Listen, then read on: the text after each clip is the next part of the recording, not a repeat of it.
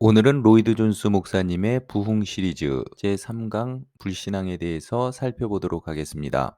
본문 말씀은 창세기 26장 17절로 18절 말씀입니다. 이삭이 그곳을 떠나 그랄 골짜기에 장막을 치고 거기 거류하며 그 아버지 아브라함 때 팠던 우물들을 다시 팠으니 이는 아브라함이 죽은 후에 블레셋 사람이 그 우물들을 메웠음이라. 이삭이 그 우물들의 이름을 그의 아버지가 부르던 이름으로 불렀더라. 블레셋 사람들의 행동을 계속 살펴보면서 앞장에서 제시된 원리를 교회 자체의 역사가 확증해주고 있음을 다시금 밝히고자 합니다. 교회사는 블레셋 사람들이 우물을 잡동사니로 수원에 이르지 못하도록 막아버린 데서부터 항상 문제가 발생했다는 사실을 아주 분명하게 보여주고 있습니다. 첫 번째 요점은 기독교 진리의 일부분을 덮어버리거나 무시해버릴 때 교회가 침체에 빠졌다는 것입니다.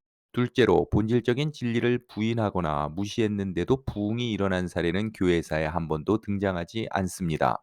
셋째로 잘못된 교리에 물들어 있던 교회들이 부흥의 한복판에 있었던 사람들을 항상 반대하고 박해했다는 사실을 교회사에서 아주 명확하게 볼 수 있습니다. 마지막 원리는 기독교 신앙의 기본 교리를 재발견할 때 결국 부흥이 일어난다는데 전혀 예외가 없었다는 것입니다. 예컨대 종교개혁의 역사를 들 수 있습니다. 개신교의 부흥은 마르틴 루터가 오직 믿음으로 의롭다 하심을 얻는다는 중대한 진리를 불현듯 깨달은 후에야 일어났습니다. 17세기에도 마찬가지였습니다. 정도는 달랐지만 똑같이 이런 진리들을 강조함으로써 청교도 시대의 큰 축복을 경험했습니다. 18세기에도 같은 일이 일어났다는 것은 우리 모두가 알아야 할 사실입니다. 그 당시 합리주의 등의 사상에 교회가 물들어 영적으로 죽은 시대였습니다. 이 당시 존 웨슬리는 오직 믿음으로 의롭다 하심을 얻는다는 진리에 눈을 뜨게 되고 약 두 달 후에 성령으로 마음이 이상하게 뜨거워지는 경험을 하게 됩니다.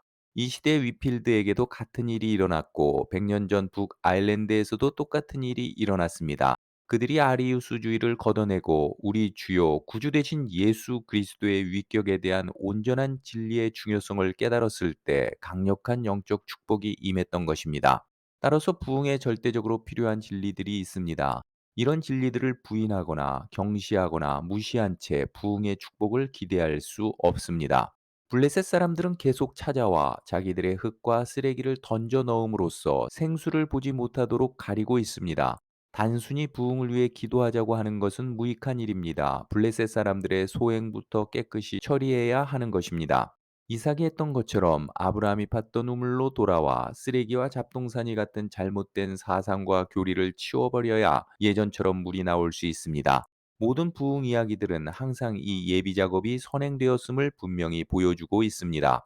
그렇다면 블레셋 사람들이 그 극악한 소행으로 부인하고 감추어 놓은 진리들 중에 어떤 것들이 있는지 구체적으로 살펴보겠습니다. 그 첫 번째가 교회와 개인의 역사 가운데 행하시며 개입하시는 초월적이며 살아계신 하나님에 관한 진리입니다. 이러한 진리를 감추기 위해 철학자들은 하나님을 추상적인 개념의 신으로 만들어 버렸습니다.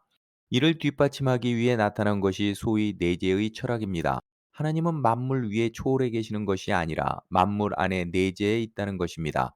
그래서 모든 만물은 신성하다고 합니다. 그래서 그들은 신성한 것과 속된 것을 구분하기 싫어하며 하나님의 초월성을 부인합니다. 또한 이신론이라는 것이 있습니다. 이 이론은 마치 위대한 시계 제조공이 시계를 만든 후 알아서 작동하도록 내버려 두는 것 같이 하나님께서도 창조 이후에는 간섭을 안 하신다는 것입니다.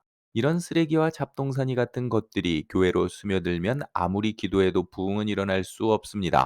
부흥은 본질적으로 하나님의 행하심, 하나님의 들어오심, 하나님의 침입을 뜻하기 때문입니다.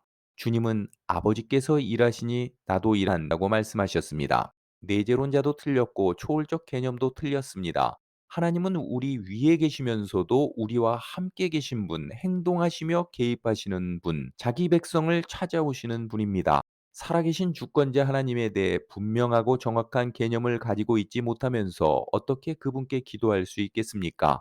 블레셋 사람들의 소행은 그 개념을 모호하게 만드는 것입니다. 다시 생명의 생수를 얻고 싶다면 이 문제부터 처리해야 합니다. 첫 번째 진리에 이어 감추어진 두 번째 진리가 있습니다. 그것은 성경의 권위와 관련된 진리입니다. 블레셋 사람들이 변함없이 하는 짓은 계시를 부인하는 것입니다. 계시를 부인하는 자들은 성령의 감동을 믿지 않습니다. 그들은 진리 탐구로, 추론으로, 자신들의 지각과 성찰로 진리에 도달한다고 주장합니다. 그러나 성경 전체의 주장은 인간의 탐구로 하나님을 발견할 수 없기에 하나님이 먼저 인간을 찾으셨고 인간에게 자신을 계시해 주셨다는 것입니다. 과거 부흥의 역사를 읽어보면 남녀를 막론하고 성경책을 하나님의 말씀으로 믿었을 때 부흥이 찾아왔음을 발견하게 됩니다. 그들은 성경을 하나님의 계시로 믿었고 하나님의 감동을 받은 사람들이 기록하였음을 믿었습니다. 오늘날 상황이 이렇게 된 것은 사람들이 기댈 수 있는 권위가 그 어디에도 없기 때문입니다. 세 번째로 사람들이 무시하고 있는 믿음의 중대한 기본적인 항목은 죄에 빠져 하나님의 진노 아래 있는 인간에 대한 것입니다. 죄와 하나님의 진노라는 이 두 가지 교리만큼 요즘 사람들이 혐오하는 교리는 없다고 생각합니다. 사람들은 하나님의 진노라는 사상과 하나님은 사랑이시라는 교리가 서로 양립할 수 없다고 말합니다. 이런 주장을 블레셋 사람들의 소행이라고 말하는 것은 모든 부흥의 역사 자체가 이 점을 바로 드러내주기 때문입니다. 남녀를 막론하고 부흥의 한복판에 있었던 사람들이 제일 처음 인식했던 것이 두 가지 있습니다. 그 중에 한 가지는 자신이 말할 수 없이 죄로 가득 찬 존재라는 것입니다. 성경이 가르치고 있는 사실은 인간의 마음이 만물보다 심히 부패하니 누가 그것을 알겠느냐는 것입니다. 그때 그들이 맞닥뜨리는 것은 거룩하신 하나님의 진노입니다. 그 진노가 가장 격렬한 고통을 불러일으킵니다. 부흥의 각성의 시대마다 이런 일이 일어났습니다. 사람들은 살아계신 거룩한 하나님의 임재 앞에 떨었습니다. 무가치한 자신들의 모습을 보면서 대체 무엇을 해야 할지, 어디로 가야 할지 몰랐습니다. 몇 날 며칠씩 고통을 겪었습니다. 조나단 에드워즈의 말대로 분노하시는 하나님 앞에 겸손해지고 낮아지며 엎드리지 않는 한 부흥의 소망은 없습니다. 부흥이라는 강력한 축복과 우리 사이를 가로막고 있는 것은 우리의 오만과 교만입니다. 하나님 앞에 꿇어 엎드리는 대신 우리 자신을 높이고 우리의 이미지에 맞추어 하나님을 규정짓는 경향입니다. 그뿐만이 아닙니다. 이 터 위에 서지 않으면 아무리 앞으로 전진해봐야 소용이 없습니다. 물론 예수님을 믿고 알아가는 것도 중요하지만 초월적이고 거룩하신 주권자 하나님, 존재하시며 행동하시는 하나님에게서 출발하지 않는 믿음은 참된 것이 될 수 없습니다. 그가 주신 계시에 전적으로 복종하지 않는 사람, 자기 마음의 역병과 아담에게서 물려받은 본성의 악함을 깨닫지 못하는 사람, 온 존재를 다해 죄를 미워하시는 이 거룩하고 의로우신 하나님 앞에 자신은 아무 소망이 없으며 심히 절망적인 처지에 있다는 사실을 보지 못하는 사람은 부흥에 대해 말할 자격도 없고 부흥을 위해 기도할 자격도 없습니다. 부흥은 다른 무엇보다 더 하나님의 주권을 드러내는 일이자 죄에 빠진 인간의 죄악과 무력함, 소망 없음을 드러내는 일이기 때문입니다. 하나님께서 이런 것들을 묵상하는 은혜를 우리에게 주시기 바랍니다. 부흥의 때에 하나님은 종종 아무에게도 이름이 알려지지 않은 무명인, 이른바 별 볼 일 없는 교인들을 붙드시어 강력한 부흥의 역사를 일으키셨습니다.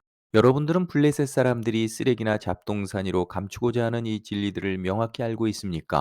여러분의 삶과 마음에 블레셋 사람들의 소행이 남긴 증거가 있지는 않습니까? 그렇다면 깨끗이 청소해야 합니다. 기본으로 돌아가야 합니다.